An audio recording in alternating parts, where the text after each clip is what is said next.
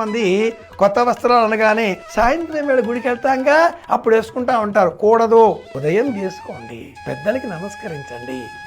మీకు సాయంత్రం పూట మళ్ళీ ధరించి సరదా ఉంది అంటే వేసిన వాడిని కాసేపు అలా శరీరం పైన అట్టి పెట్టుకుని ఆ తదుపరి ఉతికి శుభ్రమైనటువంటి వేరే వాడిని ధరించి సాయంత్రానికి మళ్ళీ వాడిని ధరించి వెళ్ళవచ్చు కాక.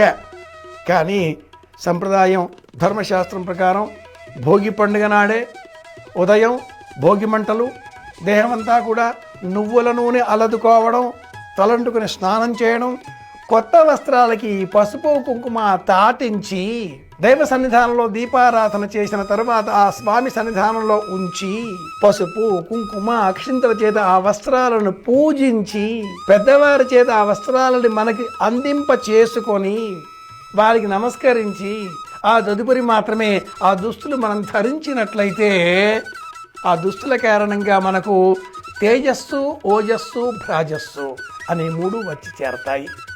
మనం ఆరోగ్యంగా ఉండగలుగుతాం. మనం ఆనందంగా ఐశ్వర్యదాయకంగా జీవితాన్ని ముందుకు తీసుకువెళ్ళాలి అంటే ధరించే వస్త్రం మన స్టేటస్ ఏంటో లోకానికి తెలియజేస్తుంది. ఎలా ఉన్నామా అనేది మనం ధరించే దుస్తుల కారణంగానే ఎదుటి వాళ్ళు తెలుసుకోగలుగుతారు కదా. అలాంటి దుస్తులు సంక్రాంతి పండుగ నాడు ఎప్పుడు ధరించాలి?